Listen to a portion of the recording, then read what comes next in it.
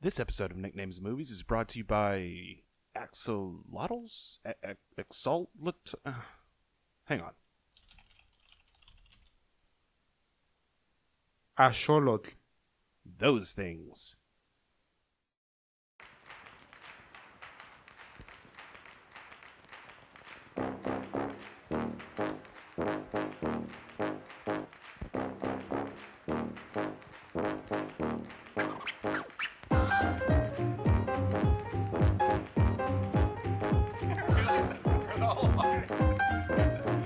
I asked if you wanted something to drink.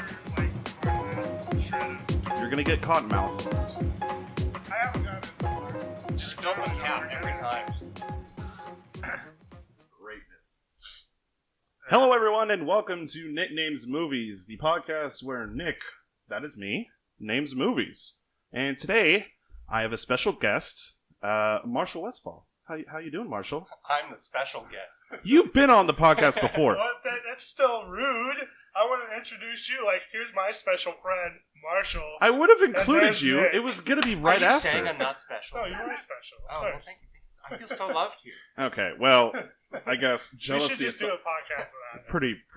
That's pretty petty, to be honest. Well, I'm not special, apparently. Hold on. If I'm pulling up YouTube, I need to mute it first. Oh, Because last time. Wow. So prepared. What are you pulling up? I just pulled up a video. There we go. Oh, alright. okay. Just- I mean, you know. It's It's a surprise. It's a it's mystery no, box. it's not a surprise. It was just the first video I It's a saw. mystery box like J.J. Abrams. He won't deliver. he's just saying it's there, but he'll never show you what's in You there. saw it. So this week we were going to talk about our favorite K-pop bands. Oh, great. Oh, man. Marshall, you want to open? No. I don't even remember the name of the one I used to listen to. What, you don't listen to BTS or Girls' That's the Generation one. or That's the other one. Yeah, Blackpink? Girls' Generation. That's the only one I know, and I do love them. Good. So, I'm trying to think of, I can't even remember the name of the song. It's been so long. Yeah. Well, this has been Nicknames Movies. No, obviously this week we have to talk about Avengers Endgame, and We have to. It's contractually obligated. Yeah. well, because otherwise, how am I going to get the But you had a contract. 12 views? Yes, I did. I get paid nothing. Yeah, I didn't even get you anything to drink, but I offered. You did. So this week we're going to talk about it. I saw it. Zach, you saw it, I did see it. and Marshall, you haven't seen it. I saw a picture. You saw a picture? Yeah. You were on the internet. Yeah, I mean, it's there. It's like Endgame. It's like, cool. Cool. That's the movie. So you know that the Pretty movie much. exists. Yeah, so I am aware that it is in giant It's screens. kind of like somewhat big movie. Yeah. It's, It's made a couple bucks. yeah, a little bit. Yeah. It's got the Cult following. yeah. Yeah. It's got the largest Friday opening of a film ever.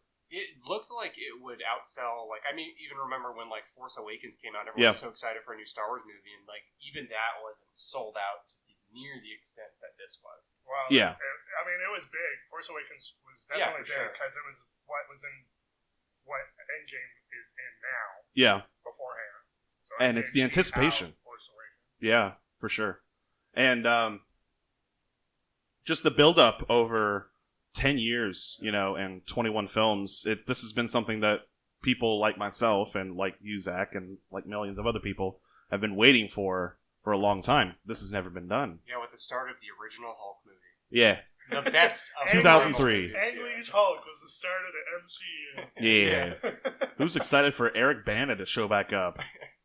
I'm raising my hand. Is Eric? Is he still alive? Yes, he's still alive. I don't believe you. He's like younger than Robert Downey Jr. That sounds. I'm looking that up. That sounds like fake news or something. Eric- Yeah, whatever they say, kids. Hold on, I'm looking up his age. How old is Eric he? Bana is deceased. That's Oh, God. Really old. Hold on. Well, maybe I should down Wikipedia. he was just in something. August 9th, 1968. So, Eric Banana? yeah. So he's 51. He's younger than Robert Downey. What was he in most recently? Most recently? I'm trying to remember. Um, you said what? No. He's filming a TV series called Dirty John, which is the best name. Is it about a plumber He was in King Arthur, which was 2 years ago. or a toilet? Maybe he wasn't just in something, maybe I just watched something that he was in. Probably King Arthur. Or, To you, he was just in something. Yeah. The Finest Hours, Deliver Us from Evil, Lone Survivor. I think I'm thinking of The Time Traveler's Wife. Okay, that wasn't recent. That was 2009. That was 10 years ago. That was 10 years ago. He was just in it. But I just saw him. Are you one of those people that thinks movies are like a portal through time to like real, like everything that happens, everyone who dies in a movie really dies? Yes. Okay, well you aren't. You're nuts. This is why I'm so sad about Endgame. Oh yeah, that's right. We're talking about Avengers. Yeah. So, that smells good. I have Chinese food, so if I don't talk, I'm eating Chinese food. Get us anything. I offered. No, you didn't. I absolutely offered. I can't talk bad about him. He called me special. Yeah, he's a special one. I'm still bitter. You were going to be the other special one, but you cut me off. So, Wow. So Avengers Endgame. It's got all your heroes that weren't dusted in Infinity War. Spoiler alert, I guess. Do we need to say spoiler alert for Infinity War? I mean, so what? Like, you're talking about Endgame. No, I know, but I'm talking about like because this is obviously a part 2 for Gotcha. Okay. Infinity War's part 1. I mean, it's not a spoiler because everyone who's seeing Endgame has seen Infinity War. If they haven't, then they're going to be very confused. Yes, it will be a confusing movie. It'll even be confusing if you haven't seen Captain Marvel, just because of that character showing up. I mean, I've seen enough TV ads of Captain Marvel to know it's like, okay, I would actually argue that you could totally skip Captain Marvel. Really? It is totally ancillary to Endgame. I feel like she serves just as much of a purpose just by being in Endgame without the knowledge of what happened in Captain Marvel. Yeah, because she's actually, and I guess this is a minor spoiler, but she's not in it that much. She's not in Endgame that much. She's a Deus Ex Machina through the whole thing. Kind of, but not really. Like, that's how I feel. She shows up to help. Well, okay, yeah, at the beginning she shows up, but to be fair, if you watch the ending of Captain Marvel, the end credits scene, she shows up, she's like, where's Fury? That was literally right before, and they're like, I don't know. Hey, can you go help Tony Stark? Go look for him. I don't remember them asking her to look for Tony. No, but it's assumed. It's assumed. To me, it just what is seemed that like? Do they do that thing in TV where they always just like nod and then somehow everything that's needed? Yeah, it's understood. Absolutely. Yeah, absolutely. But I mean, I wouldn't say it's unnecessary. It wasn't that great of a movie in my opinion, but you're going to hear a lot of controversial opinions when it comes to Endgame from my side. Whoa. I'm stirring the pot already. The more and more I think about Endgame, the more I don't like it. Interesting. And maybe it's because I need to see it again and like just think about it, because it's a movie that makes you think. It's a culmination and it's an end to a lot of storylines and a lot of just characters in general. In ways that you both expect and don't expect. But at the same time, it's... How can I say this? How can I explain it? At the same time, it's also kind of a thinker. Like, you have to think about, okay, what does this mean, though, for the future? Oh, absolutely. Yeah. If that's where you're going from it, then I think we're on the same page of, like... Because I'm of the mindset that I really like Endgame. Yeah. I think... what it sets out to do thematically, not just for the movie itself, but for the whole Infinity arc, really pays off. And I just enjoyed every second of it.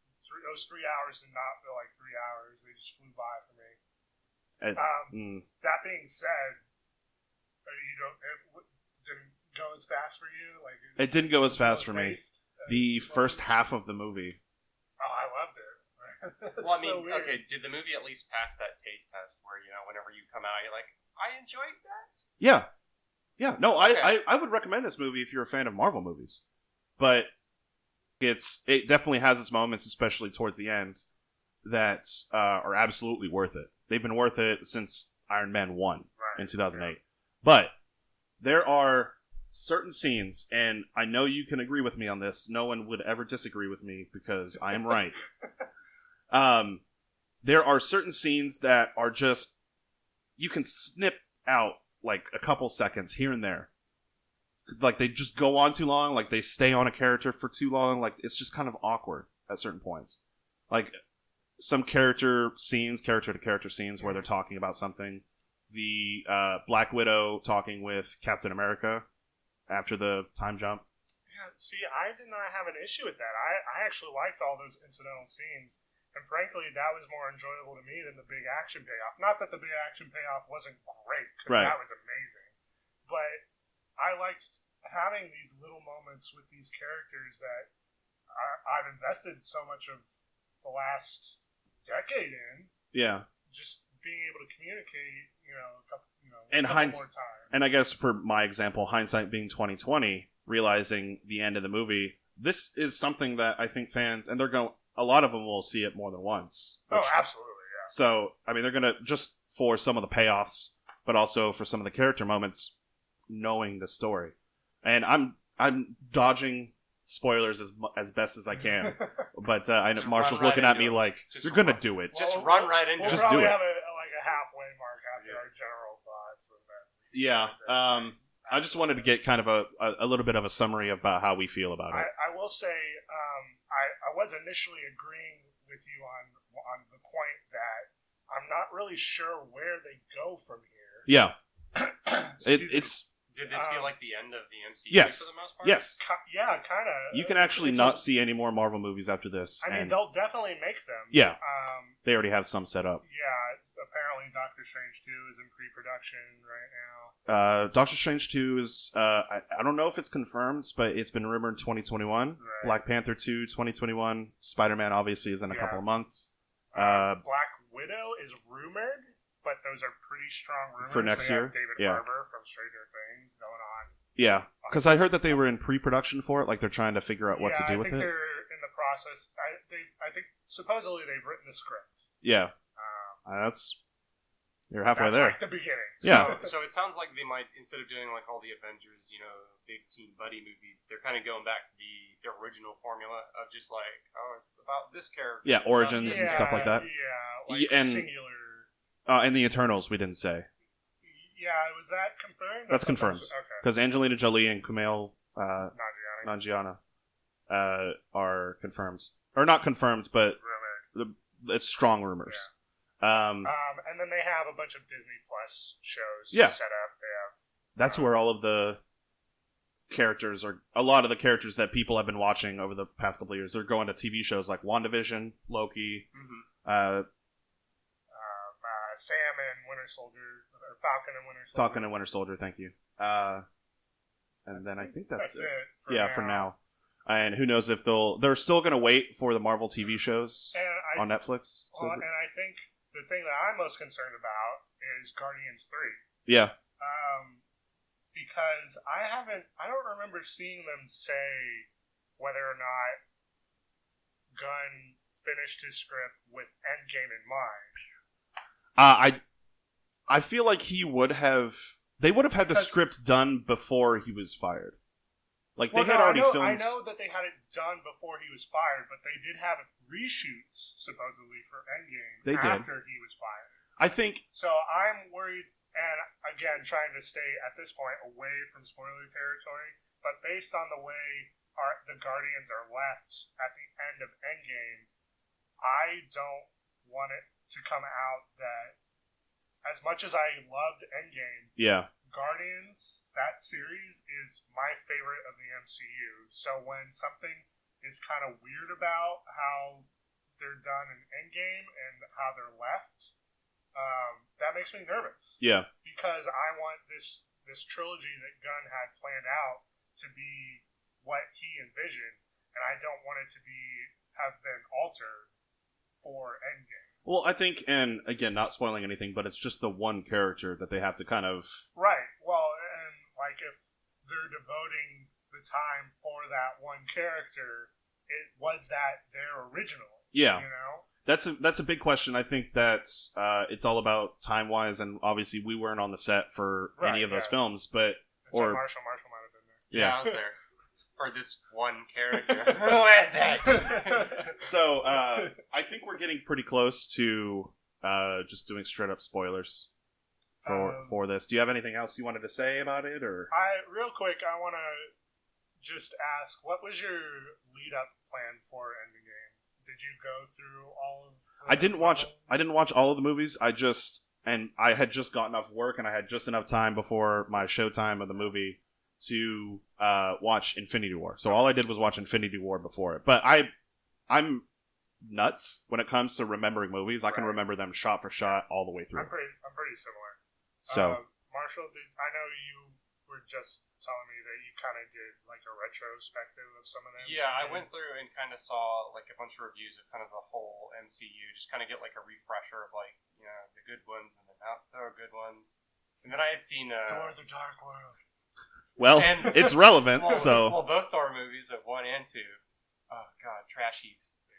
Well, I like Thor. Thor 1 was fun for me. But I think that might have been because when I initially saw Thor in theaters, I was not expecting anything, and I think that's how a lot of people received it. That was actually a movie. Like, okay, I'm pleasantly you went surprised. in there thinking like this is gonna be awful because I don't know if you remember the trailers for that movie were horrendous.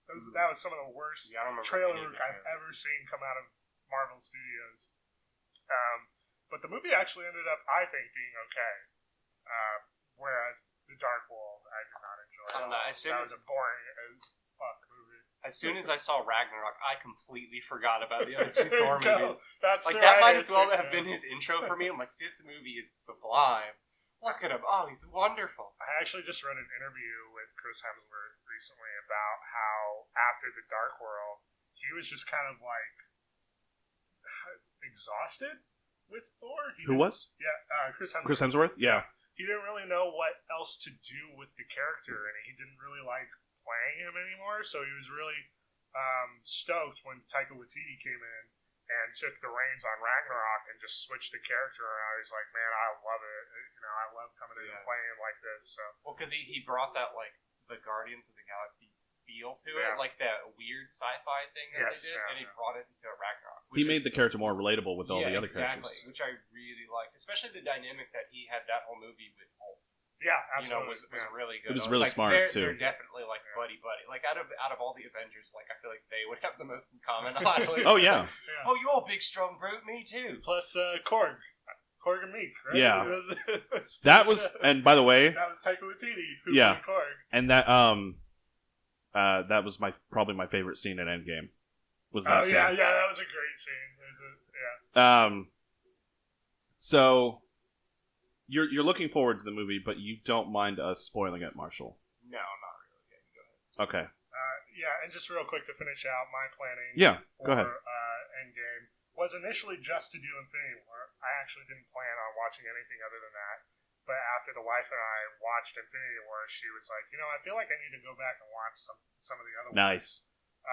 So we actually ended up, the plan was to watch Avengers, Age of Ultron, Civil War. You have to. It's actually super important in the whole saga. Civil War, and she really wanted to watch Doctor Strange. Huh. That Benedict Cumberbatch. What we ended up watching was, and she loves Thor Ragnarok too, by the way. Good. I think that's probably her favorite MCU movie. She's trustworthy. Maybe close to Doctor Strange. Actually, might be really close because after she watched that, she really loved it. Oh, really? Yeah. I mean, it was beautiful looking. Yeah. Well, I think she's someone who hasn't really seen as much of the Marvel movies, you know, or just superhero films in general. She just knows of them. So I think just a simple origin story is still kind of okay for her. For sure. It's not something that's been done to death. Yeah. Which I think was Doctor Strange's point, honestly. And it was very similar, and it's not the fault of the movie, but the character has a very similar origin to Iron Man. Right, yeah. But yeah, we ended up watching Doctor Strange, and we only ended up watching the first Avengers as well, because after that was done, she was like, yeah, I don't know if I can do another Avengers movie before Endgame. And it's really weird to go back and watch the first Avengers. I don't know what the last time was that you watched it. in theaters. About a year ago. Really? Yeah. Do you remember how you felt coming away from that? I loved it. So, Yeah, it was. I really liked it when I saw it. I still like it. I think in the grand scheme of things, when you compare it to newer MCU films, Yeah. It doesn't really hold up. Really? It's just, to me, it kind of feels like a generic action film. Yeah, I feel like it wouldn't age well. There's like that whole Battle for New York scene is 40 minutes of just people jumping around. It's 40 minutes long. It's about 40 minutes. Oh my It's like the whole third act. Yeah.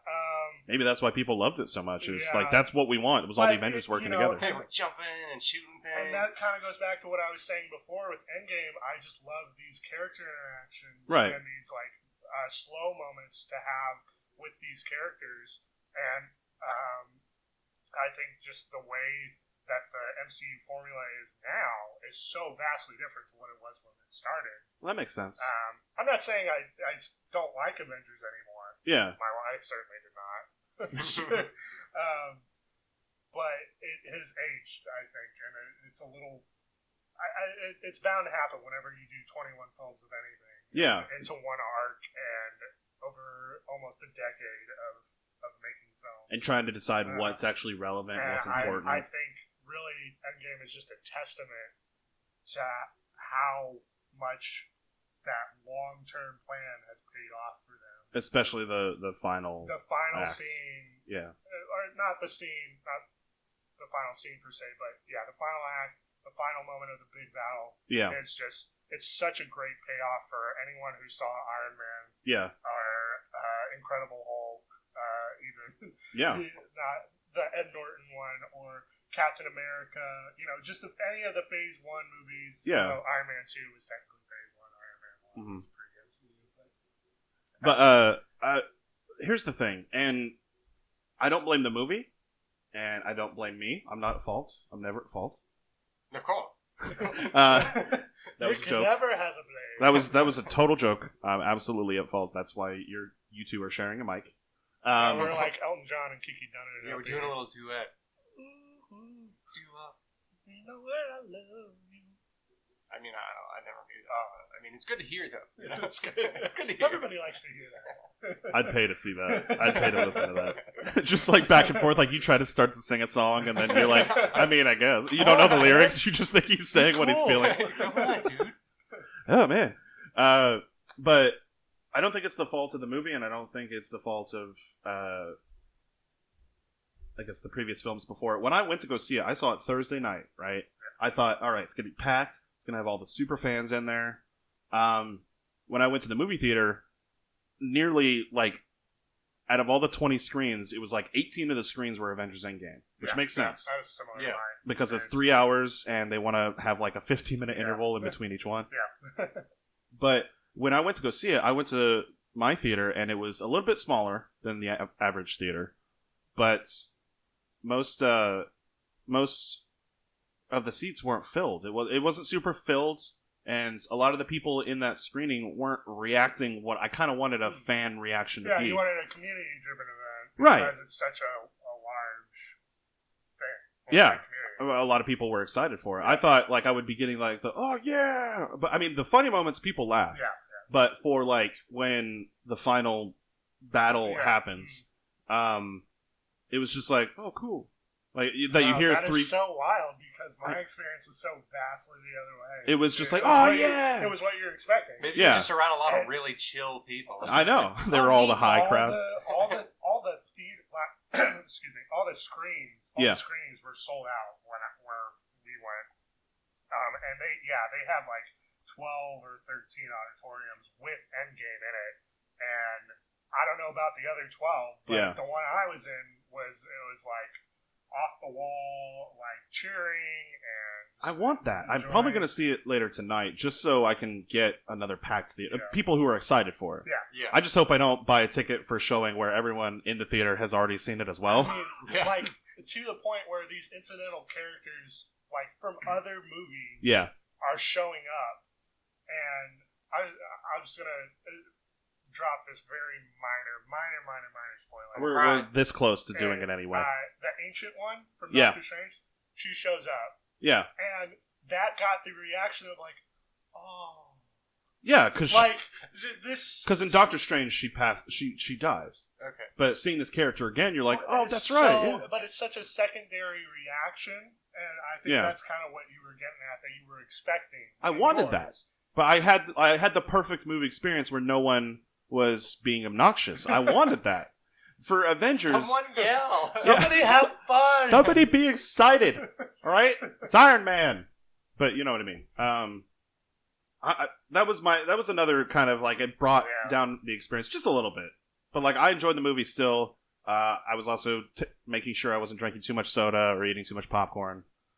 Just because I didn't want to have to poop in the middle of not the theater, poop in the middle of the this movie. Stuff just goes, I can't miss anything. This stuff just goes right through me. No one's saying anything because they don't want to react. That guy has to go. I'm going to have to go in 10 minutes. Everyone, pause the movie. Here, have my bucket.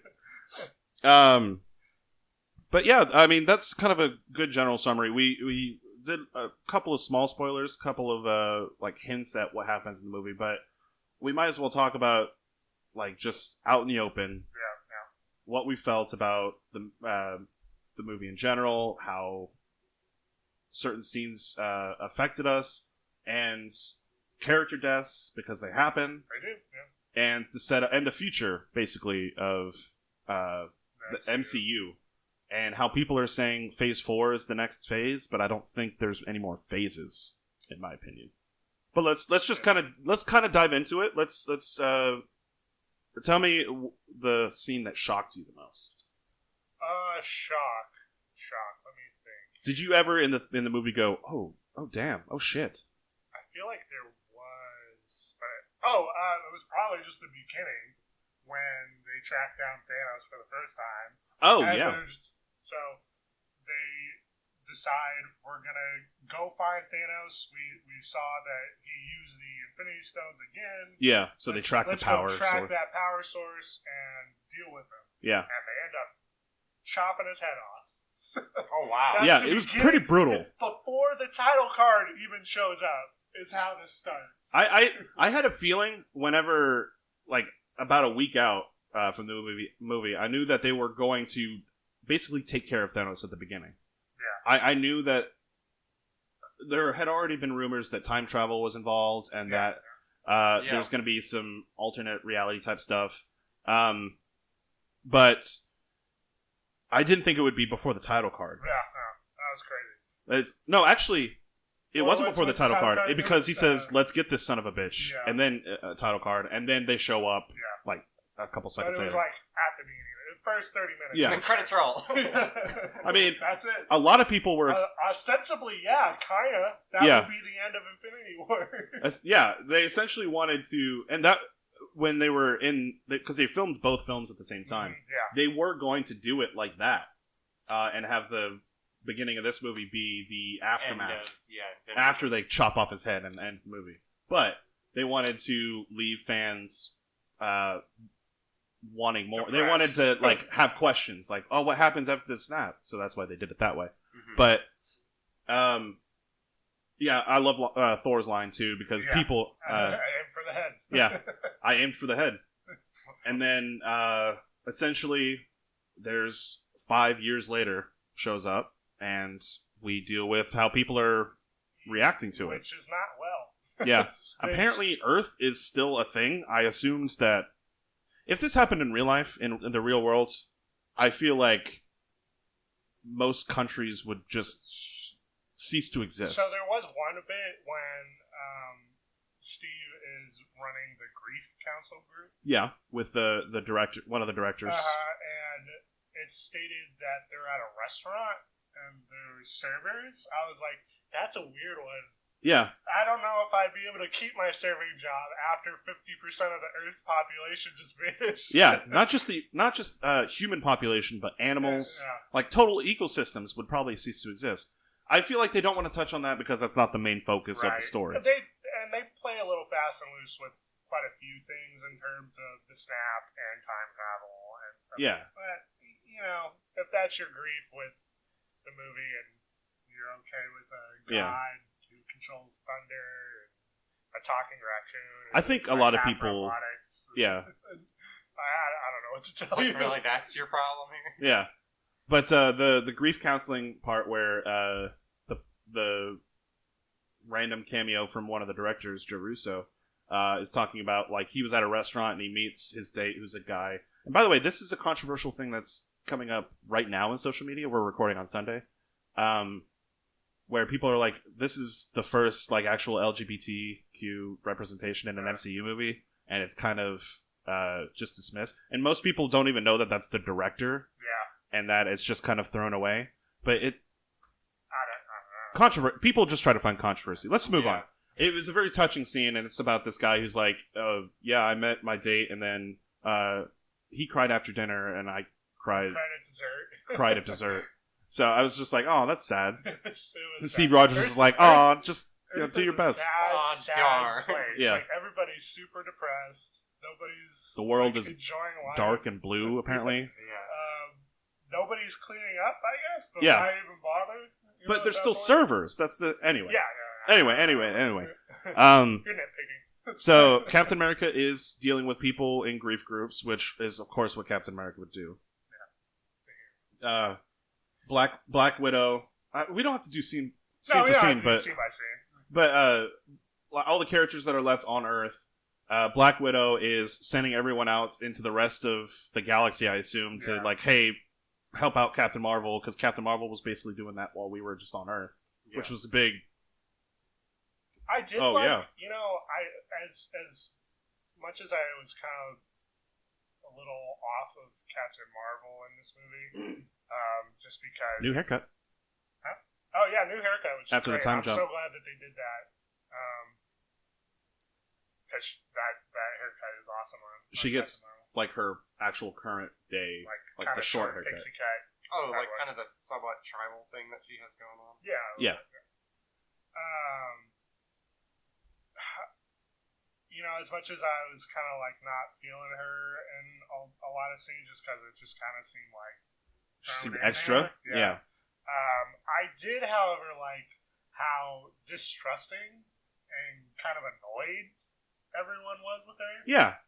Because like here's this like crazy strong space being who's just been off doing whatever. Yeah. And you're just gonna show up now? You're a little late. I think probably because they didn't really expect her. Like a lot of people don't. A lot of people don't really put in that scene. Like, let's say they saw Infinity War and then they saw Endgame. They didn't watch Captain Marvel, but they know of her. Yeah. If they don't use the end credit scene for Captain Marvel where she shows up and says, "Where's Nick Fury?" That's kind of a scene that takes place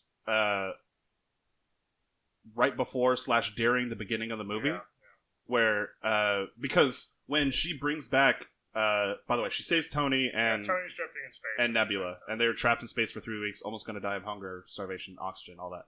But she saves them, finds them miraculously. Deus Ex Machina, what you mentioned before. But you know, come on, he's got to come back. No, for sure. I just like if it was just that, then it'd be one thing. But I feel like almost every single thing that she did in the movie was like, you don't really know how to feasibly end this without her. Yeah. Which kind of makes it feel like Captain Marvel the movie. But then they send her off for 90% of the movie, and then she comes back at the end. I'm not. I'm confused with what you're arguing. No, I'm not necessarily arguing. I'm kind of agreeing with you, but I'm also saying like they used her as a Deus Ex Machina in that scene, but then they send her off because they don't want her to be like the Superman from Justice League. Yeah, I got that. And solve every problem. And to their credit, you know, they really did not focus on her at all because this wasn't her movie, right? Per se, it was the original Avengers. You know, it was a celebration for them, which is why even guys like Spidey come back and Strange, you know, gets a little bit more. But you know, these big fan favorites are just kind of even in the final battle. In the final battle, Black Panther has like maybe 2 big action scenes. Yeah, he has maybe 2 lines in this movie. Because this movie is a send up to the original team. Yeah, this is What I'm like, my issue isn't that she's taking up screen time. My issue is that I feel like there are more creative uses for her other than, well, nobody else can blow up the big ship. She's got to be the one to blow up the big ship. So Someone's dragging a body outside my apartment or something. I don't know. Quiet down. I hear it over my mic. I hear it over my headphone. Maybe I'm being a little too hard on it. And Deus Ex Machinas have a purpose to serve. They're there for a reason. I just felt like there was a little bit, maybe one too many, between the start and she has like 3 in the final battle alone. Where she's just like, how are we going to take care of the big ship? Yeah. Oh, just like Hulk smash. At the end of Infinity War, isn't Tony just kind of stranded on that big junkyard planet? Right. So that's, I mean, I feel like that would have been an opportunity to be like, all right, Tony, do your thing. Go build a super spaceship. He kind of does with the help of Nebula. They fix the ship, but they only get like a couple hours. I think. Yeah, they fix the ship enough to get out into space, and they have enough supplies. But I think it's because Thor stole all of their food earlier in Infinity War that they don't have enough. Oh, that's a good point. That's a good point. Yeah, he does do that. I think that's probably why they could have lasted a little bit longer. Maybe, I don't know. Thor. But it's all Thor's fault. But if you love Ragnarok, you're gonna love Thor in this movie. Oh, fantastic. He's Thor Ragnarok in this entire movie. It's the best. Actually, he's Thor Ragnarok mixed with Tony in Iron Man 2 after. Yeah. Just because. It's kind of off the deep end. So, we don't have to go scene for scene. Let's skip forward a little bit. Yeah. Let's talk about Thor since we brought him up. Sorry, I don't know why I did that. It's comfy for me. How's it going? It's gonna sound weird in the audio. What the hell is going on? Nobody explain. It's Butthole. Just for us. We'll just remember this moment. Little tidbit behind the curtain. But let's talk about Thor, because the next time we see Thor, he's set up a new town called New Asgard, where he's kind of actually been ostracized by all the rest of the Asgardians. He has set up this new village. He's off in the shack in the back of town. And boy, he looks different than what you see on the poster. He let himself go a little bit. He's fat. That's amazing. He's fat. Oh my Thor. god, yes. That's perfect. I'm Thor. I'm the god of thunder. Yep, that's it. Yep. He looks like, and actually Tony calls him this later. He calls him, move out of the way, Big Lebowski. But he has the big, he has a big thick beard. He has it's past dad bod. The dreads. Yeah, it's way past dad bod. It's like, it's my level. That's amazing. I love that. And he's living with Meek and Korg from Thor Ragnarok, who are playing Fortnite. And Noob Slayer 69 is calling Korg a dickhead or a dickhead. He's like, hey Thor, Noob Slayer 69 is calling me a dickhead again. So of course Thor's like, I will destroy you and your family and your lineage. I love this scene. This was one of my favorites. Great scene. But he's now a drunk and he doesn't care. He basically feels like he failed everyone who died after the end of Infinity War. That's why he chopped off his head and he's like, and he walks off. He's like, I'm done. I'm fucking done with all this. Yeah. Thor's like that one character that you could make a romantic comedy movie about, and it would make perfect sense. Yeah. Well, they tried with Thor 1. That was Thor 1. Yeah, well, that was okay. That was pre-Ragnarok. I'm talking post-Ragnarok. Yeah. Thor 1 actually probably would have been closer to what you're describing if it was after Guardians. Yeah. But those are different characters in my mind. So the characters, let's go into the plot device that I feel like they needed to use in order to make the story make sense. Time travel. Time travel is in the movie. Yeah, I mean, they already showed that in Infinity War, so that was. Yeah, I would just like to also point out that when you ask what my, what's the word, like, guesses, I guess. Or, yeah. For Endgame, all I had to say was time travel. And I did that knowingly. Yeah. So well, because now my record is 100%. Well, to be fair, there were production shots behind the scenes. I am aware. I'm again. I was that very doesn't make it clearly wrong. Let the record show. I had one guess and one right answer. Well, only because you hedged your bets. But yep. Yeah, there's time travel because Ant-Man, with the luck of a rat, who, by the way, that one rat saved the universe. He did. That rat, because the van at the end of Ant-Man and the Wasp, I don't know if you saw that one. No? Basically, Ant-Man at the end of Ant-Man and the Wasp gets sucked into the quantum realm so that they can gather more quantum energy for Pym particles. Well, the van doesn't get sucked in. No, sorry. Ant-Man gets sucked into the van because the van is a giant machine that can send you into the quantum realm. which Okay. is Yeah, I remember Yeah. seeing that scene where like he like is atom size. Yeah. and He's basically stuck while there. he's in there, everyone gets dusted. And I think that's just a coincidence that he doesn't get dusted in the quantum realm. They don't Yeah. explain whether that's the reason why. You could make any number of theories about that. Doesn't matter. He doesn't get dusted. He gets released because the van gets impounded. I assume because nobody was able to move it. It was on top of a rooftop. Yeah. And so a rat randomly pushes a button and releases him from the quantum realm. And so he's like, what's going on? So he finds the Avengers building. He's like, hey, remember me? I'm Ant-Man. I was at the airport in Civil War. And so they're like, oh, cool. So he basically says, what about time travel? Because for some reason, 5 years has passed. It's been 5 hours for me. Yeah, so they don't just like jump to time travel. He's like, okay, how long has it been? It's been 5 years. Yeah, because he sees his daughter. It was 5 hours for him. Yeah, in the quantum realm. Okay.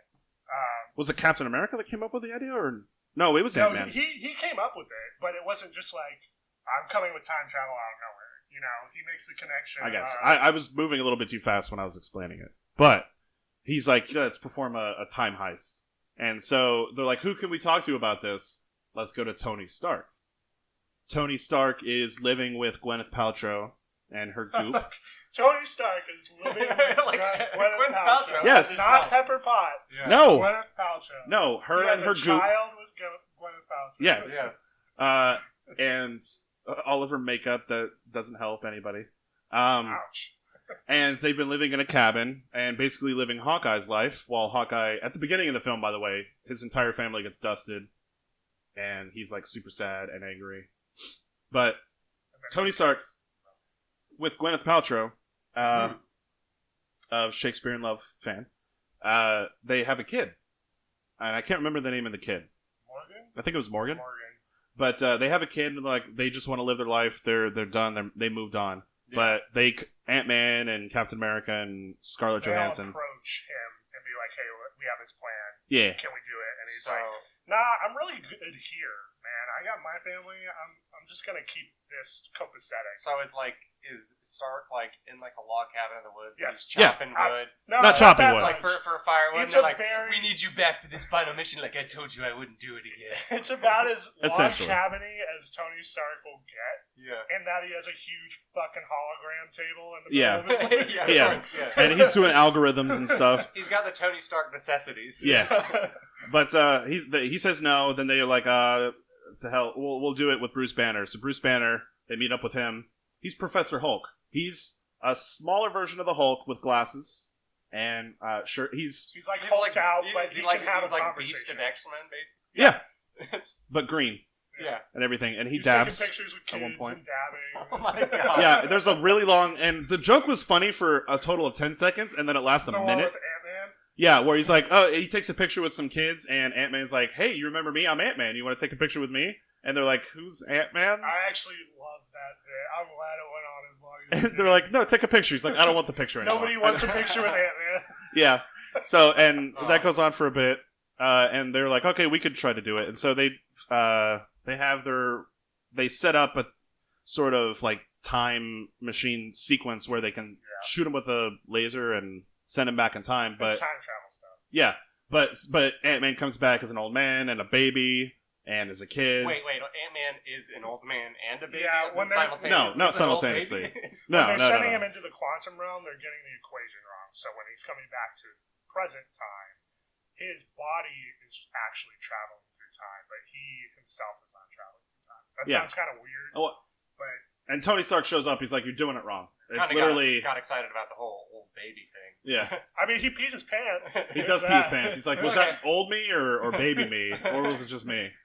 But then Tony shows up. He's like, "Hold on, I got convinced. I found out that if you use this certain equation, you can do it right." So they have it all set up. They can actually do it and send you back in time using Pym particles, but they only have so much.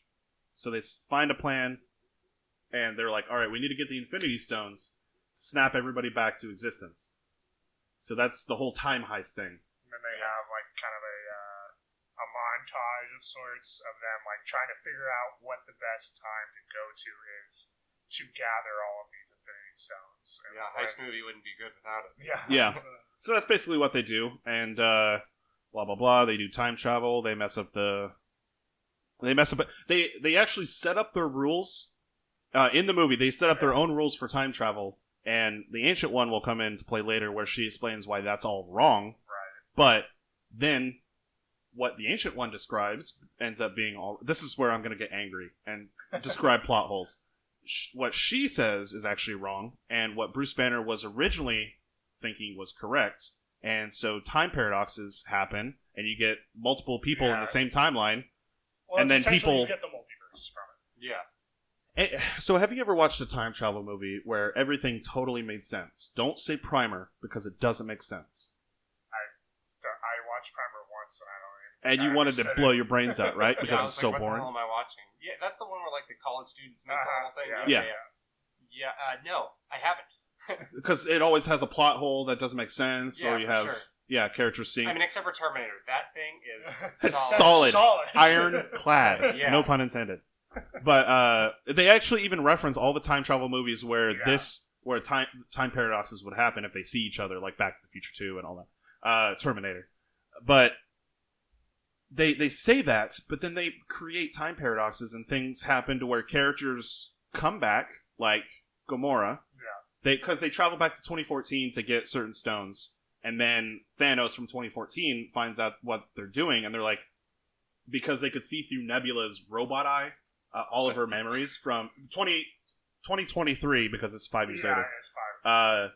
They could see through 2023 Nebula's eye and all of her memories and how Thanos succeeded before he gets his head chopped off. And they're like, okay, well, I get all my stones, so let's go after him and find the other Nebula and do all of that. But, so they end up going to, like, there's a whole 2014 storyline, there's a whole, like, 2012. And then 1970s because they go back to the Air Force Base. Anyway, there's a lot of different storylines happening all at once. Yeah. And then there's also the Asgard stuff. Right. But characters are seeing characters that, like family members that died in previous films. And they're they're kind of reconciling. It's all about reconciling with your past and realizing that you need to move on. And the future is what's important. The future is what's important. And that's actually probably the main underlying theme of the thesis absolutely. of this movie. The future is what's important. Sometimes you need to just let the past be the past. But time travel stuff happens. The Gamora thing where they convince past Gamora to betray Thanos, and towards the end, like she's like, "All right, I want to be good now and help new Gamora, new Nebula." Can I jump in just right here real quick? Yeah. I'm sorry to derail you. I don't think they convinced Gamora to be good, because that is so close to the first Guardians. Yeah. And when Gamora is introduced in Guardians, she's already betrayed Thanos. So I think she's already kind of in this mindset of betraying Thanos. Oh no, yeah. If that's the detail you're focused on, yeah. I don't think necessarily they need to convince her. I don't think it's it's super fast character. So they bring back Gamora, who was sacrificed in Infinity War for the Soul Stone, right? You watched Infinity War recently? Yeah, for sure. Okay, Yeah, yeah. like, When she got thrown off, she's like, Yeah. which Very will come into play. dramatic. Will come into play later. That fucking thing. But basically, at the end of the movie, 2014 Gamora is the new Gamora in Guardians, and that's what he was talking about earlier with Guardians 3. So He's like, now, if they're starting Guardians 3 off with the search for Gamora, well, that's... Guardians 2 never happened for her. It is Gamora. Well, Guardians 1 never happened either. Yeah, that's true, actually, She yeah. has no relationship with Peter Quill, with Groot, with Drax. Yeah. So it's just kind of weird. Like, She should I have stayed dead. understand why, but yeah, I think it would have probably been better if she was just... Yeah. That's not what that I don't love Gamora, because she's great. Great character. But I feel like this kind of ruins the dynamic that team has, because now it's just going to be more about Gamora growing, if that is the route they end up going with trying to find 2014 Gamora in 2023. Yeah. Which I can't believe I just said that sentence. But there's a lot of confusing things and this is the time travel stuff is what makes me want to go back and like think about it, because the more and more I think about the time travel stuff, the more I realize that there's plot holes in like the fact that does Doctor Strange. Well, hold on. See, I gotta see it again. Yeah. I gotta see it again. I don't want to say It was something. a 3-hour movie. What's your confusion? just curious. Some of the characters that I feel like because they changed things in 2014, changes all of the movies that take place after 2014. You are correct. Absolutely. So Doctor Strange. Doctor Strange theoretically can still happen because the plan is to send someone back with the stones after they use This is them. what it is. It's the very end when Captain America brings back the stones to their original places at their before they took them. Right. But here's the thing. He stays, and that's he can be changing other people's timelines just by just by staying there. Captain America becomes Old Man America and retires. Okay. But he knows where. Well, and that goes against what the Ancient One was talking about before. About you, I mean, you can try to bring them back, but it's still going to have those alternate realities. And they're trying to set up the multiverse. Do you have like a whiteboard? You can like just kind of. Okay, so here. She literally brings up a whole bar. You know of course, yeah. That episode of Sunny where Charlie's like trying to connect all the with like all the yarn. That's and what this shit is. Yeah, it's that scene from Back to the Future Part 2, I believe, where he draws the line. She brings up a big yellow line, shows the stones and where they are, and then she shows the like a different. off of it. Yeah, but then they're like, nah, that won't happen. But he was doing all that in one shot anyway with returning the stones. That's why he had that big briefcase. Yeah, they were going to bring him back. It was just going once. Which I guess he had enough Pym particles to do all these jumps. Yeah, because they had Hank Pym now because he wasn't dusted. And then once he was done resetting the stones where they needed to be, then he was going to come back. But he ended up not and staying in the 70s, 50s. It would have been. It wasn't 70s. It wasn't the 40s. Yeah, because I know he has his last dance with Peggy Carter, and that's I think that's went to his date. Yeah, and they have their own house and stuff. I don't really like that because the main thing that I don't really like Captain America, but I'm pretty biased. But I think objectively the movie was a little bit better than the Captain America's movie. Yeah, First Avenger was a little bit better than I would give it credit for, mostly just because of how the end goes, where like he wakes up in the future and he's like, "Are you okay?" And he's like, "Yeah, I had a date," and then it fades to black. I was like, "Yeah, that was cool. character development, character development," and then like apparently like he goes and sees old Peggy and tries to like bang her niece. And then, like, there's which is now his niece. Yeah. Yeah. And then the whole final bit, it like completely undoes like all the value. He's like, yeah, I got what I wanted. All of his character development, and granted, it's people aren't thinking about this when they're watching it because they're like, oh, that's sweet because he finally got his dance. But that got rid of all of his character development. It's fan service. Well, I wouldn't necessarily say it got rid of his character development because he still experienced it. He did, but for the stories, I think it lessens the impact. I mean, I don't think it undoes the character development, but I think it does kind of lessen the impact. You know, it's like, no, you must suffer. You know, that kind of stuff. Just, I wish they didn't do that. Yeah, I mean, it definitely like will have some sort of effect in terms of, well, now that what he thought was final is not final. You know, like. He is no longer a man out of his time. He's back in his time. So I think by that definition, it will have a little bit of a change in terms of what his whole overarching story is. But, you know, it's not like the past for him got erased. Right. He's still... And this is kind of where this weird time travel stuff happens. How does New Asgard happen? At the end of the film? Because he's like, hey, Valkyrie, you'll be the king of Asgard, the queen, whatever. How does New Asgard happen if they never got decimated and destroyed? Because Thor Ragnarok never happened. Hela's still alive. I think what's happening is you're thinking of time as a through line, and I will say this is where the one place where the Captain America ending messed up.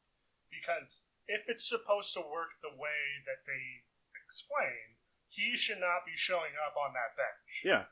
He should be in his own present. And I think that's more what they were getting at is now, like, there are branches in time where it creates this multiverse. So that's why when they're in New York in 2020 or 2012 and Loki escapes with the Tesseract, that's why they're going to have their Disney Plus show with Loki. He's alive.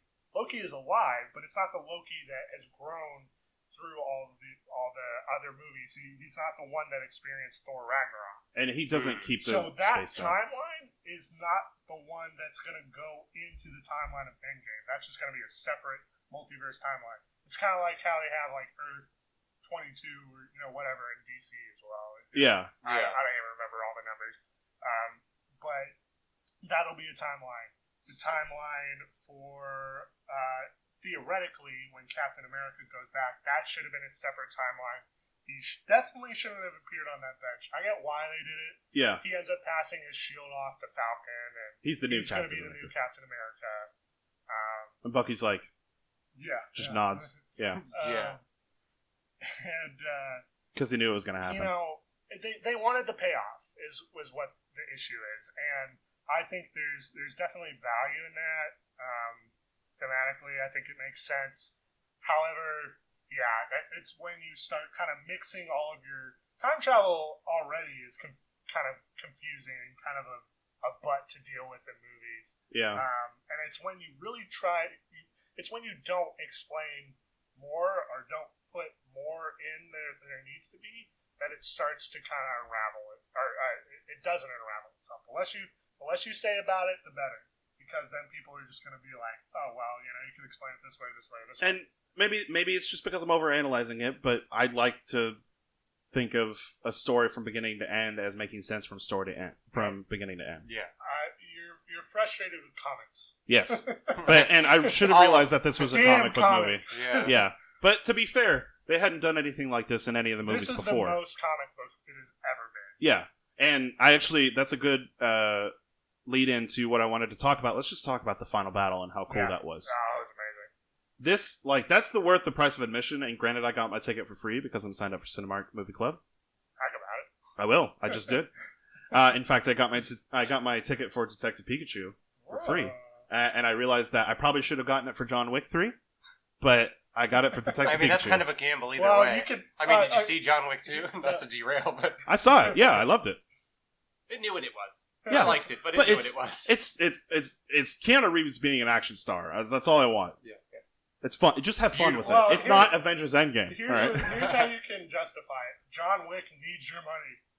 Yeah. Pokemon will be fine. Yeah, it will be. Actually, that's a good idea. Yeah.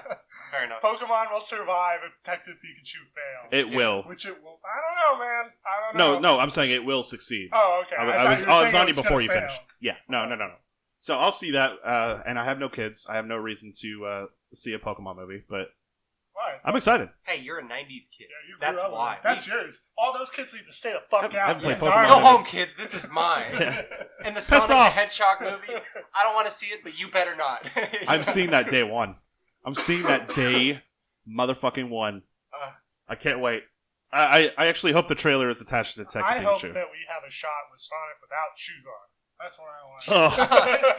No, you see the thing where it's like, that feels good, and he flares out his toes. The nails. Yeah. It's like, That's gonna be weird. And he doesn't wear gloves either, I don't think. Yeah.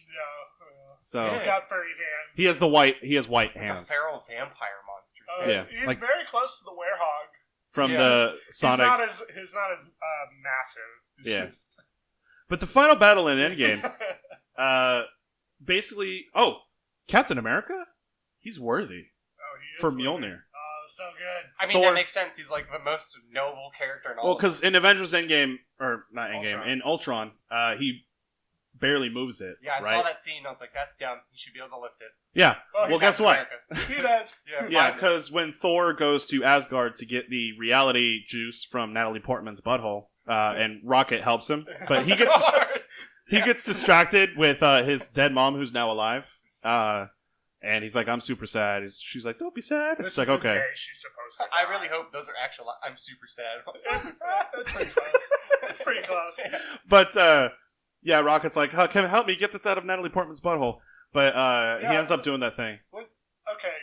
It was my impression that they were using old footage from the Dark World for that.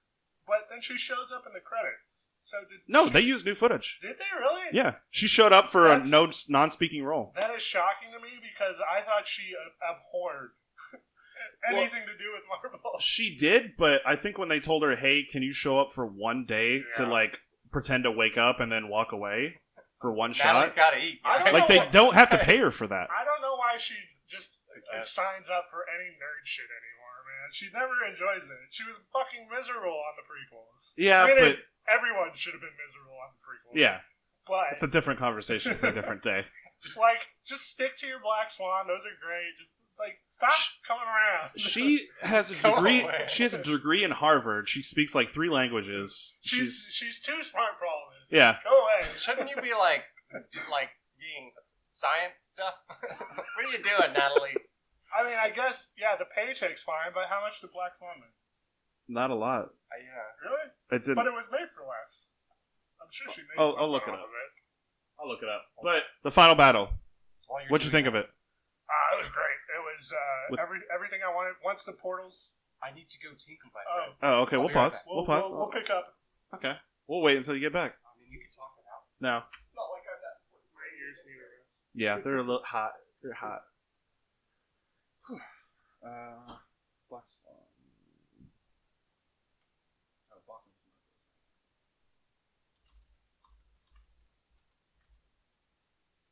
Yeah, we're. I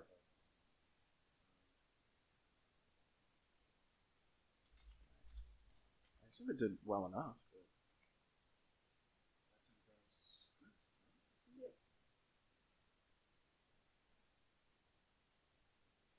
13 million. Okay, fair enough. Sure. Domestic, it was 106 million. Wait, it made. Wow, that was a lot. Yeah. Good for you, Darren Aronofsky, but what are you doing? Actually, he hasn't done anything. Oh no, he did Mother, and that was garbage. Oh yeah, I didn't see that one. It was just Bible stuff. And I was halfway through the movie. I'm like, why does this movie exist? Why does this story exist?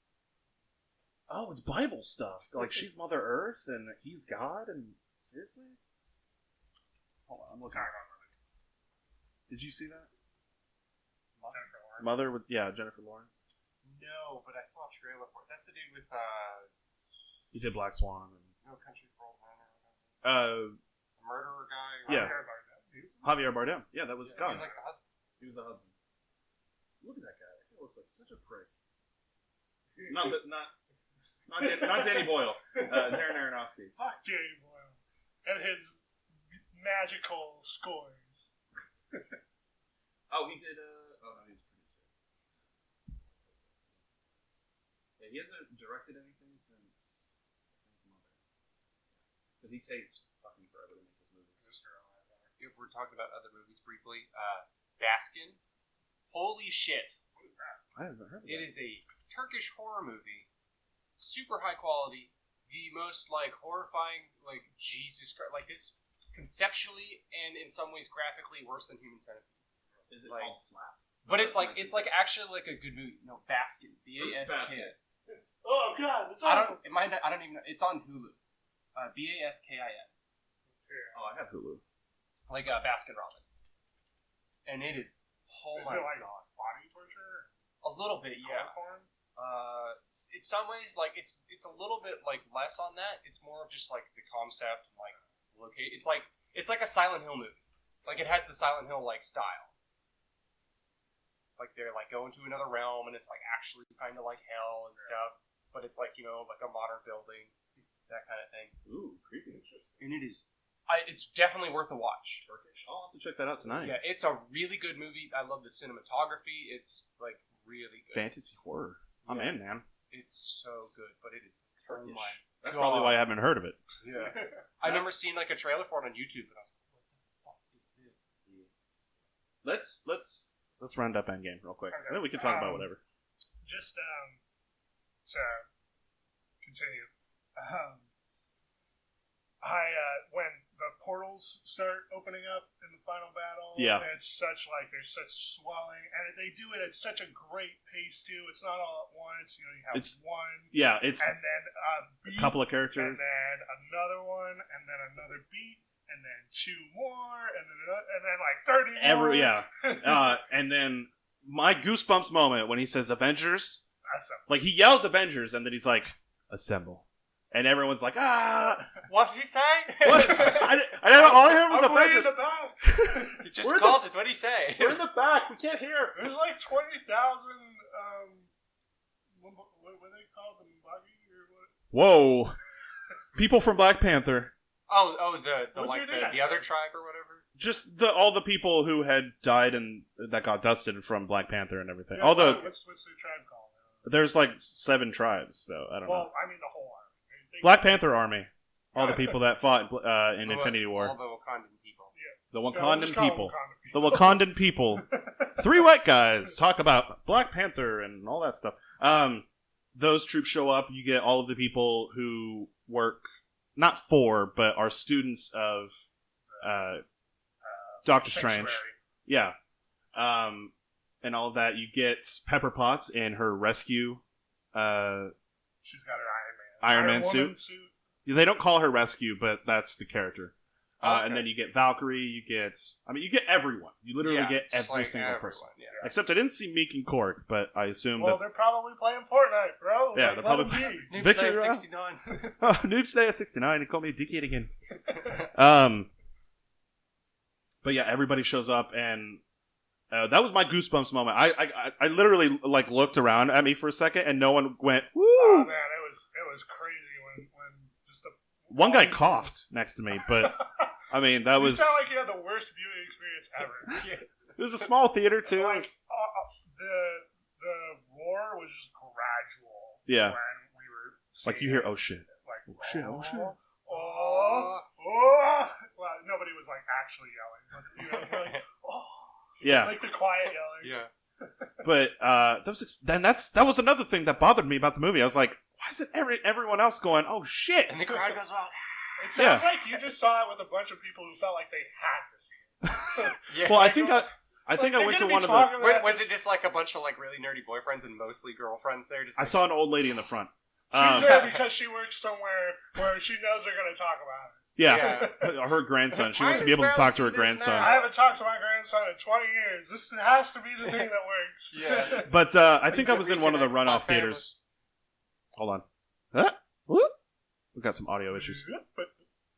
I think I was in one of the runoff theaters where they like added a showtime after they sold out tickets. Oh, yeah. So maybe that was probably why.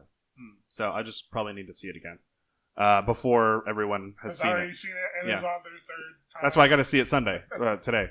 But it was super exciting. You get like I was kind of half expecting them to cut away from the final battle because like they have both of the sides running because Thanos has his whole army. The Black Order from Infinity War show back up after they died. Yeah. And they just start fighting. You get Ant-Man becomes Giant Man and steps on one of the Black Order. People just destroying each other. And then off the wall. Yeah, and of course the Infinity Gauntlet is being tossed around like a football because Spider-Man's like grabbing it. And, yeah. Black Panther's like has it like a football. And then and it's basically getting tossed around so that Thanos can't grab it and snap his fingers. So guys, stop it! Like monkey in the middle. Hey man, guys, bring it back. There's a good payoff with Tony and Peter. Yeah. Where Peter is being Peter, and he comes up and it's like, oh man, Mr. Stark, it's this is crazy. Can you believe I died? All that stuff. I do feel good, Mr. Stark. I do feel good. Tony just brings him in for a nice hug. Oh, that was touching. Yeah, that was when I started to tear up, and then a couple moments later, I was like, oh, no. Because basically Thanos gets the gauntlet, and right as he's about to snap his fingers, Tony throws a thing to keep his hand open from his... Before that, Captain Marvel comes in again.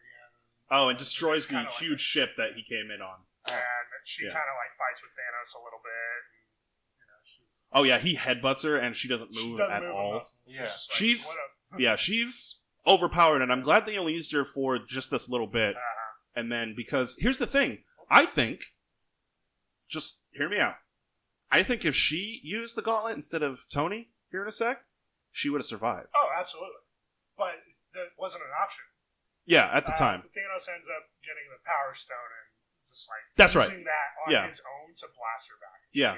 So he gets creative with some of the stones. He grabs the Power Stone and then puts it back in the gauntlet. And right as he's about to snap it, Tony shows that he when he was fighting him, he grabbed all of the stones and put it in his nano suit, which shouldn't make sense because Thanos went to the dwarf thing with the dying star, and he made the gauntlet specifically for the stones so that they can be used. Well, he made it so they could be safely used. Right. So how are they being safely used in Tony's? How expressly not safely used. I know, but he's still able to use all of them to snap.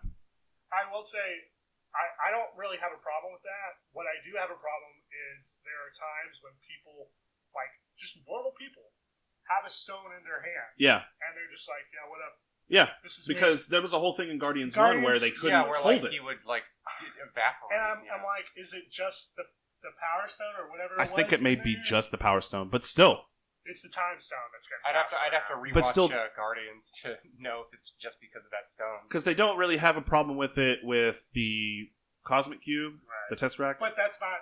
It's like inside a cube. Yeah, and it's inside a cube. But to be fair, it immediately sucks up Red Skull and sends him to Vormir. So I mean, it plays kind of loose with its own rules, the Mind Stone and everything. But yeah, in the end, Tony gets the stones in his gauntlet, his suit gauntlet, and snaps his fingers. It decimates all of Thanos' army.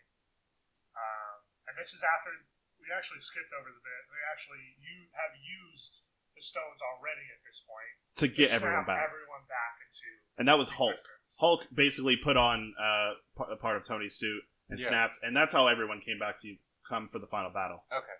Yeah. And so because Tony can't handle the power of the stones, he's not Hulk. He's not Captain Marvel. He ends up dying. No shit. Actually dying. And that's when I started crying. Well, and there's a great line right before he snaps. There's this ongoing thing where Thanos keeps saying, like, I'm inevitable. Like, I'm always going to happen. So here he is again saying, you can't win here. Like, I'm inevitable. Tony's response, right as he's about to snap, and he's like, I am Iron Man.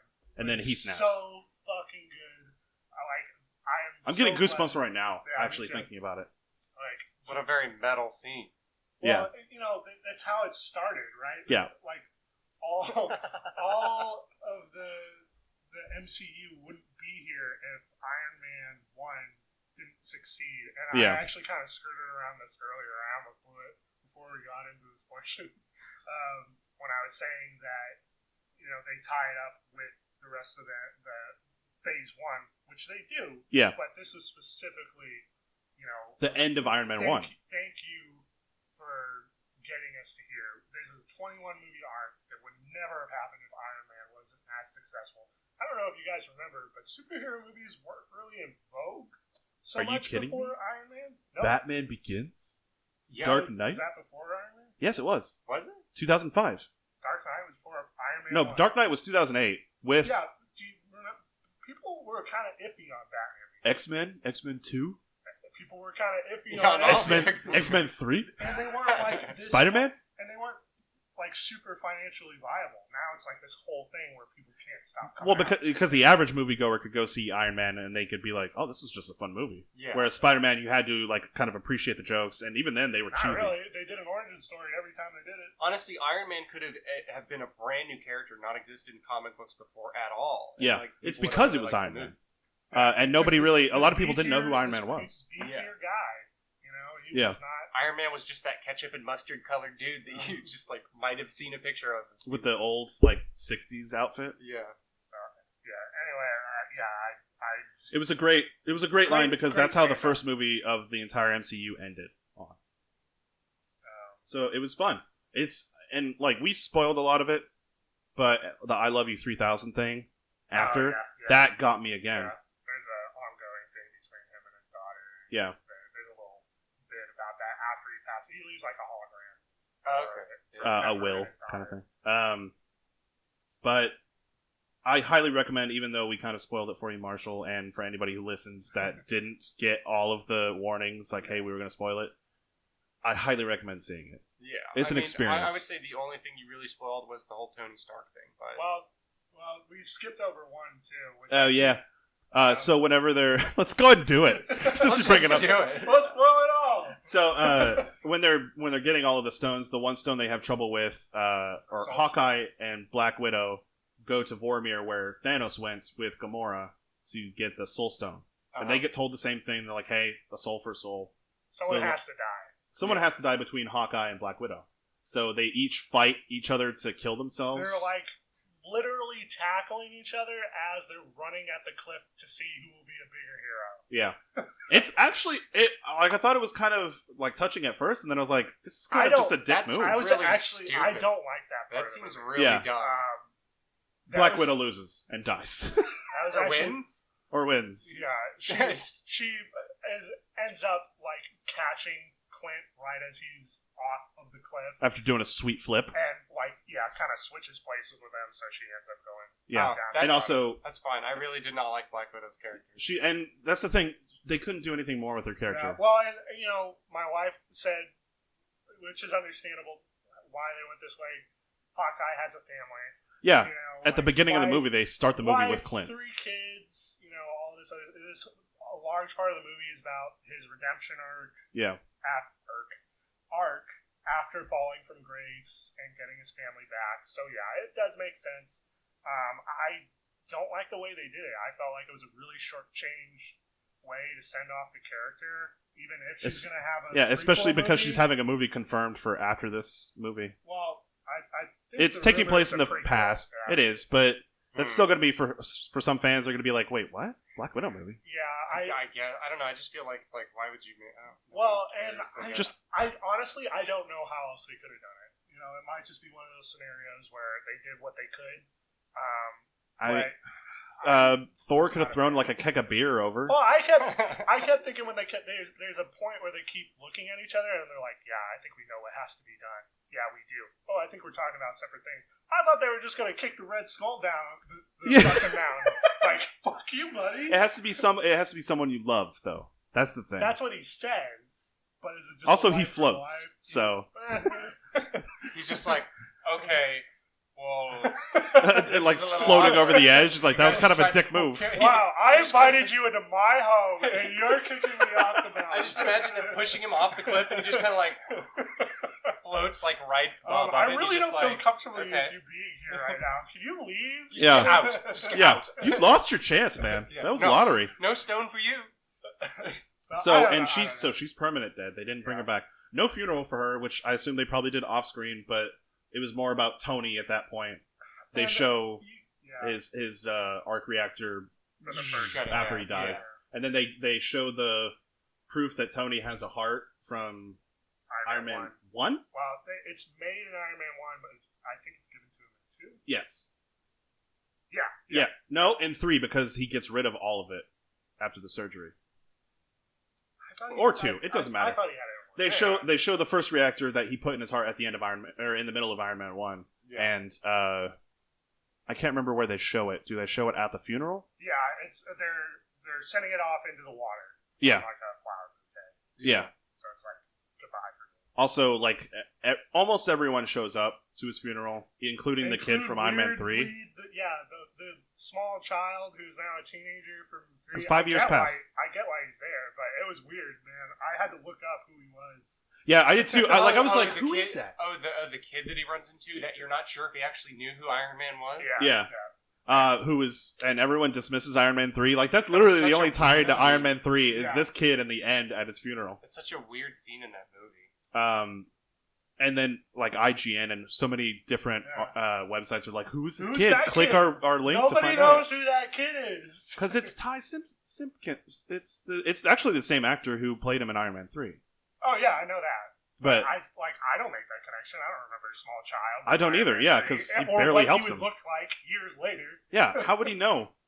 Anyway? Am I supposed to feel I was something? I was like, what's Quicksilver from X-Men doing here? Yeah. Yeah. Where was his funeral? Remember me? Also, he looked very similar to what's his face, who was actually in not First Class, Days of Future Past. The 2 kids who were both in Kick-Ass? Are you still talking about Quicksilver? No. Who is it? In actual Days of Future Past, the guy who played... Is his name Quicksilver? The guy who's slowing down the set. Yes. Yeah. Who's that guy? He's in, like, American Horror Story and shit. Oh, Evan Peters. Yeah. That's who he looked like that guy. I was like, what the hell is he doing here? Oh, yeah. So that's the Fox universe. That's the wrong one. I was so confused. I was like, what are you talking about? So yeah, anyone else dies that I remember? Not like permanently. Permanently, yeah. It's just Black Widow and Tony. And Thanos, I guess. And yeah, Thanos, when he realizes that he lost, he just sits down and goes, Alright. he doesn't say anything, and just, which I think was actually kind of cool. I'm That's glad he didn't have a final That's a line. very Thanos thing to do. Kind of a low-key way to go. Yeah. Low-key, as you can be Ha. after a, like, huge thing. Yes, I caught it. I'm ignoring Okay, yeah, just move on. But yeah, it's like I said before, it was a really enjoyable movie, and I had a lot of fun with it. Even though the more I think about it, the more plot holes and things make me angry. Yeah, I'm not as down on it as you. I really enjoy it. I'm not down on it. I just think people are saying maybe, it's the perfect movie. It's not. I definitely will not say it's the perfect movie. Well, I came don't out think of that's it with true of issues. any movie. There's always that hype that just calls it the perfect movie. Yeah, because it's a culmination of all these movies. But you liked it. I liked it. loved I definitely recommend it to you, Marshall. Well, I liked Infinity War. So, I mean, if it follows that same sort of tone and pain, I mean, I had problems with Infinity War for sure, but Yeah. I'm sure I'll like it. If it's a Marvel movie, there's going to be problems. Yeah. Yeah, I mean, let's just be thankful it's not a DC movie. Hey-o. Is that post going around? It's like, I know a couple people who would have this problem with Thanos, and it's a picture of like the Justice League, and the response to that is, let them defeat Rotten Tomatoes first. Yeah. Oh boy. I mean, Aquaman wasn't that terrible. What was the most recent one? I haven't seen Aquaman. I haven't either. I was just so done with Shazam. DC Shazam's movies. most. Shazam. I heard Shazam that was actually really good. They Yeah, can't it even is. get fucking what's his face to come in and do a cameo for Superman. Who? At the end of it. Oh yeah, yeah. Like, It's because Henry Cavill is like, I don't know if I'm done with Superman or not, which is hilarious. I just think it's Shazam and probably- Aquaman are both. I recommend them. I think Oh, they should and- just reboot the DC movies and just be like, we're sorry. They can't now. They're too into no, it. not anymore. No, just do just do a new 52 thing and be like, multiverse. After Aquaman, I'm pretty sure they Yeah. said that the DCU is no longer like going to be. Yeah, they're just focusing doing so much solo. on the interconnected ones. They're just going to be doing solo. Like the Suicide Squad, which is this reboot of Suicide I Squad. fucking hate that name, man. Come The- on with something else. Come on, James Gunn. They're He's directing. They're redoing Suicide Squad with James Gunn, Uh-huh. but instead of calling it like Suicide Squad 2, because it's not a sequel per se, it's like a soft reboot. Yeah. They're calling it the Suicide Squad. Like, that is Clever. I fucking Like Fast and hate that. Furious and When The they- Fast and the Yeah, when Furious. they just like remove or add an article like A Suicide Squad. too It's much. just- it's about Hey, there's a couple of them around. Yeah. But I'm not looking forward to DC movies. But MCU, when it comes to the future, this Endgame, you can stop watching Marvel movies and you would be perfectly set. Yeah. I think we'll know a little bit more after Far From Home is done. Yeah, what because that's their- still part of Phase 3. Yeah, what their actual progress is after this. We'll see. But that's something to look forward to. In the meantime, I mean, we talked about basically Avengers and a couple of other movies here and there, but this has been Nicknames Movies. My name is Nick, and I named a couple movies. My name is Zach, and I shouted at Nick for his opinion on said movies. Well, that's because you're wrong. My name's Marshall, and I laughed at Zach shouting at Nick. Well, you're special. Call back. Hey. Full circle. Yeah, that thing. Well, thanks so much for listening, guys. We'll see you next time.